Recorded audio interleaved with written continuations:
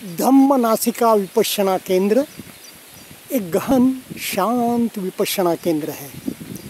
नासिक से लगभग 15 किलोमीटर की दूरी पर। हाँ, आपको जब रेल मार्ग से आप आते हैं तो आपको नासिक रोड पर उतरना होता है। नासिक रोड क्या, वहाँ आजकल नासिक ही हो गया है। वहाँ से आप रोडवेज़ की इनके बस पकड़कर कोई भी त्र्यंबकेश्वर जाने वाली बस में आप बैठें तो सातपुर उतरकर आपको सेंटर आप आ सकते हैं। यह सेंटर बिल्कुल रोड से बिल्कुल नज़दीक है और जल शुद्धिकरण केंद्र के अपोजिट में है। रोड से आप सुगमतापूर्वक सेंटर तक आ सकते हैं। बहुत ही शांत वातावरण है, गहन गूढ़ गंभीर वातावरण है और पंछी और निसर्ग बहुत ही सुंदरता से यहाँ पर इन्होंने ट्रस्टियों ने, धम्म सेवकों ने विशेषकर बहुत ही सुंदरता से इसे संजोया है, बढ़ाया है। आप जो दूर देख रहे हैं सेंटर से, यहाँ ये पहाड़ियाँ जो दिख रही है, टीले जो दिख रहे हैं, वो त्र्यंबकेश्वर के पहले के टीले हैं। उसके बाद ज्योतिर्लिंग त्र्यंबकेश्वर आता है और उसके पीछे ही ब्रह्मगिरी पर गोदावरी का उगम स्थान है। गौतमी गोदावरी का वहाँ उगम स्थान है। सेंटर नासिक शहर के पश्चिम की ओर 15 किलोमीटर पर है। रोड से बहुत ही सुगमता से आया जा सकता है और सेंटर एक मध्यम सेंटर है, यानी कि ज़्यादा बड़ा नहीं, ज़्यादा छोटा नहीं। और 11 एकड़ की महानगर पालिका की भूमि जो है उन्होंने सेंटर के लिए लीज पर दी है 30 साल के। यहाँ पर 70 से 80 साधकों की रहने की उत्तम व्यवस्था है। सभी रूम सेल्फ कंटेंट है, यानी कि उसमें आपके कन्वीनियंसेस और टॉयलेट अंदर ही है, तो साधकों को बाहर जाने की आवश्यकता नहीं है। और हर एक रूम में 2 साधक की व्यवस्था है। वैसे गंभीर और जो साधक बहुत ही पके हुए साधक होते हैं, एडवांस साधक होते हैं, उनके लिए एक रूम की भी व्यवस्था की जाती है। नासिक महानगरी पुरातन महानगर है। आप जानती हैं कि भारतवर्ष का जो कुंभ मेला लगता है 12 वर्ष में एक बार, भारत के 4 जो महानगर है वहाँ पर यह कुंभ मेला हर 12 साल को लगता है। उसमें से एक नासिक है जो गोदावरी किनारे है, और दूसरे तो उज्जैन क्षिप्रा के किनारे बसा है, हरिद्वार गंगा के किनारे बसा है, और प्रयागराज गंगा यमुना और सरस्वती के किनारे बसा है। तो ऐसे पुरातन या ऐतिहासिक प्रसिद्ध शहर के बिल्कुल निकट, क्योंकि सेंटर ऐसा ही होना चाहिए, शहर के कोलाहल से तो दूर हो पर अति दूर भी ना हो, ताकि लोग आ जा न सके वहाँ पर साधना के लिए। तो उसकी शहर से निकटता भी ना हो, शहर से दूर, कोलाहल से दूर भी हो, इस प्रकार। और यहाँ देखिए रात भर म्यूज़िक बजते रहता है। कौन सा म्यूज़िक? बिल्कुल पंछियों के। कोयल तो हर एक पेड़ पर कोयल है, हर पेड़ पर कोयल आपको गाती हुई नज़र आएगी। और मयूर है, फिर भारद्वाज पक्षी है, लेकिन पक्षियों के लिए तो यह अभयारण्य ही है। रोड के अपोजिट की पहाड़ी पर आप महादेव मंदिर सामने देख रहे हैं, और यह मैं आचार्य निवास के बिल्कुल करीब से धम्म हॉल की ओर जाते हुए आपको दृश्य बता रहा हूँ। कितना सुंदर निसर्ग है, कितना संजोने के लिए, कितना छोटे से शिशु को जैसा हम प्यार करते हैं और उसे जैसा हम देखभाल करते हैं, उस हिसाब से इसे जब निसर्ग को, पंछियों को, पेड़ों को हम प्यार से आगे बढ़ाते हैं, उनकी परवरिश करते हैं, संरक्षित करते हैं, तो वे फल देते हैं, छाया देते हैं, ऑक्सीजन देते हैं। सारे शहर को शुद्धिकरण करने का काम कितने निसर्ग यहाँ के पेड़ करते होंगे। और देखिए, मैंने सुना है यहाँ पर एक शिंपी काका कार्यकर्ता थे, सेवक, यानी कि आप कहेंगे जो साधक है ना, गंभीर साधक, पके हुए साधक है, वे सेवा में लग जाते हैं। तो वे शिंपी काका इस दुर्गम पहाड़ी पर ऊपर जहाँ जहाँ पेड़ लगाए हैं वहाँ वहाँ ले जाके अपने सर से मिट्टी ढोकर डालते थे। तो तब मुझे अनाथ पिंडक की याद आ जाती है। जो अनाथ पिंडक नाम ही कितना सुंदर है, देखिए ना, कितना अर्थपूर्ण नाम है। जो अनाथों का नाथ है, जिसे कहीं कुछ भोजन या निवास की व्यवस्था न हो, उसकी जो व्यवस्था करे उसे अनाथ पिंडक कहा जाता है। शायद बचपन से ही उनके माता पिता ने यह नाम रखा हो, या उनकी दानशूर वृत्ति देखकर उन लोगों ने उन्हें अनाथ पिंडक पुकारना शुरू किया हो। एक होता ही है, जीवन में चढ़ उतार आते हैं, तो वैसा उनके भी जीवन में चढ़ उतार आते हैं। वे बहुत श्रीमंती से एकदम गरीबी में आ जाते हैं। तो घर से दो घर के पिछवाड़े से गुरुजी कहते हैं कि वे 2 मुट्ठी मिट्टी लेकर आते थे, और जहाँ पर ध्यान केंद्र है, भगवान बुद्ध जहाँ साधना करते हैं, जहाँ विहार है, वहाँ जाके पेड़ों के नीचे वहाँ 2 मुट्ठी मिट्टी डालते थे और कहते थे आप खूब बढ़ो, खूब फलो, खूब फूलो, और यहाँ शायद किसी साधक को अरहंत बन जाए या किसी को धर्म की साधना मिल जाए। इस प्रकार उनकी वृत्ति होती थी।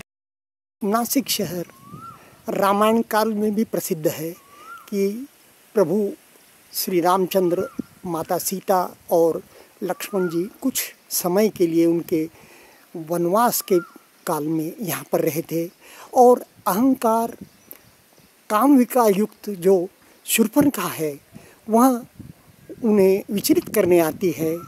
तो वे लक्ष्मण जी जो तापस है वे उसका नाक काट देते हैं। तो इसी से शायद इस भूमि का नाम, इस शहर का नाम नासिक हो गया हो।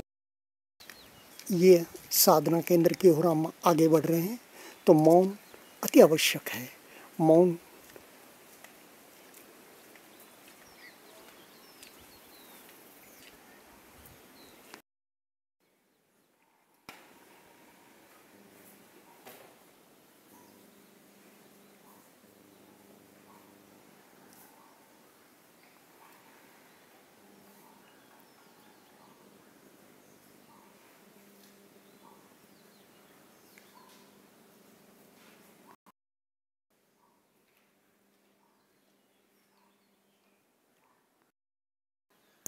नासिक तापसों की भूमि है, ऋषियों की भूमि है, भिक्षुओं की भूमि है और साधकों की भूमि है, योगियों की भूमि है, यतियों की भूमि है। और कहते हैं ना कि जब समुद्र मंथन, सागर मंथन हुआ, जिसमें से अमृत का कुंभ निकला, कुछ छींटे यहाँ पर नासिक में गिरी। यह विपश्यना का अमृत कुंभ है और इसमें भी मंथन होता है। यह ब्रांज की या मेटल की जो बेल है वह हर बार साधक को जगाती है और साधक को जागरूक करती है। वह बेल बजती है तो साधक साधना के लिए जाते हैं। यहाँ पर महिलाओं के शिविर लगते हैं और पुरुषों के भी शिविर लगते हैं और 10-10 दिवसीय। पर सती-पठान शिविर में महिला और पुरुष दोनों भी शामिल होते हैं। हमें तो ज्ञात ही है कि विपश्यना में पुरुष और महिला साधक को उसमें दूरी अपेक्षित होती है और दोनों का पृथक्करण रहता है। महिला साधक के पुरुष नहीं जा सकते, पुरुष साधक क्षेत्र में महिलाएं नहीं आ सकती। ऐसे सेंटर चलाने के लिए धन की आवश्यकता होती है और धन सिर्फ पुराने साधक ही दे सकते हैं। जिन्होंने शिविर किया हो वे साधक मोद भाव से अपने को जो लाभ हुआ, शिविर सब ने करना चाहिए, सबको इसका लाभ मिलना चाहिए, इसलिए वे साधक जो है सो दान करते हैं, उस पर शिविर का खर्च चलता है। जगह जगह ये बर्ड फीडर लगाए गए हैं। आप देख सकते हैं कि यह बर्ड फीडर में भी कितना प्यार से उन्होंने हर टाइप का अनाज अंदर डाला है। गेहूँ है, बाजरा है, ज्वारी है और चावल है। पानी की भी व्यवस्था की गई है। पेड़, वृक्ष, निसर्ग मैत्री के वाहक है।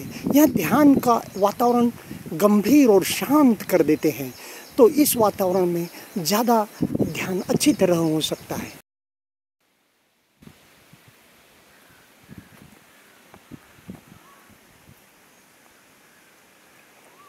कैसा, बिल्कुल भय उसमें है ही नहीं। पंछी, प्राणी सभी निर्भय होकर विचरण करते हैं। गुरुदेव ने उन्हें अभय का वरदान दिया है और जो साधक है वहाँ भी कितना निर्भय हो जाता है, यहाँ आकर बैर मुक्त हो जाता है। ऐसा यह विपश्यना ध्यान का स्थल है। यहाँ पर जो रात भर म्यूज़िक बजता है, मैंने कहा संगीत बजता है, वहाँ यहाँ आवाज़ें हैं। कोयल की आप सुन रहे होंगे, मोर की आवाज़ है, वो कहता है मियाऊं मियाऊं, यानी कि बिल्ली से अलग आवाज़ है मगर उसकी। ठान का मैत्री दिवस है और जून महीना 4 जून से शिविर शुरू हुआ, लेकिन बारिश बिल्कुल नहीं है और तपन बहुत ज़्यादा है। यह भोजनालय कक्ष है, डाइनिंग हॉल का क्षेत्र है। देखिए कितने प्यार से, कितना चुन चुन कर पेड़ लगाए गए हैं। यहाँ कम ऊंचाई वाले पेड़ आप देख रहे होंगे, कितने कितने उसके छोटे छोटे पत्ते हैं और इसमें आराम से मयूर हो या भरद्वाज हो, जो ज़्यादा ऊंचे नहीं उड़ सकते, वहाँ अपने घरौंदे भी बना सकते हैं और रह भी सकते हैं। छोटी चिड़ियों के लिए ये घरौंदे बनाए गए हैं। 7-8 साल से मैं देख रहा हूँ, बड़े ही सुंदर कृत्रिम घरौंदे हैं। हमने भी बनाने चाहिए ताकि चिड़िया रहे तो सृष्टि रहेगी, मधुमक्खी रही तो सृष्टि रहेगी। काम है यह सब मेंटेन करना, रख रखाव करना, लेकिन जहाँ प्यार होता है और जहाँ गुरु के प्रति समर्पण होता है तो सेवा अपने आप जागती है। की ओर हम अग्रसर हो रहे हैं। सचमुच क्या स्वास्थ्यप्रद भोजन था, जैसे लग रहा था कहीं निसर्गोपचार शिविर में ही हम आ गए हैं। वहाँ तो उद्देश्य रहता नहीं, उद्देश्य तो साधना का है, पर साधक भोजन बनाता है, साधक सेवक बनकर यहाँ पर काम करता है। तब एक रसोई का स्वाद बहुत ही मधुर हो जाता है और वहाँ बहुत अच्छी तरह से साधकों के भोजन का ध्यान रखते हैं। देश विदेश से लोग आते हैं, हर प्रांत से लोग आते हैं, हर उम्र के लोग आते हैं। अनेक तो कई व्याधियों से ग्रस्त भी आते हैं, कोई दिव्यांग भी होते हैं, तो उनके भोजन के लिए उचित व्यवस्था रखनी होती है। यहाँ पे मैंने देखा इस बार बिना नमक और बिना मिर्च का भोजन था और बाहर एक पात्र में नमक रख दिया गया था, जिसे राम रस कहें या मीठ कहें, तो सॉल्ट रख दिया गया था, जिसे आवश्यक है वो ले सकते हैं। अभी बाजू में 1 दिवसीय शिविर चल रहा है, इसलिए मैं ज़ोर से आपसे बात नहीं कर सकता। केंद्र के ट्रस्टीज, सेवकगण, रसोई बनाने वाले बहुत बहुत बधाई के पात्र हैं। उन्हें बहुत बहुत मंगल मैत्री, बहुत बहुत धन्यवाद कि बिना कोई कारण के और बिना कोई अपेक्षा के निरपेक्ष भाव से उन्होंने जो सेवा दी, जो भोजन उपलब्ध कराया, जो निवास उपलब्ध कराया, बिल्कुल उसकी कोई तुलना नहीं। उसे हम मॉनेटरी बेस पर बिल्कुल नहीं तोल सकते। इतना सुंदर और इतना अच्छा आयोजन, जहाँ पर व्यक्ति के विकारों से उसकी निर्जरा होती है, मुक्ति का मार्ग है, भगवान बुद्ध का मार्ग है। धन्यवाद।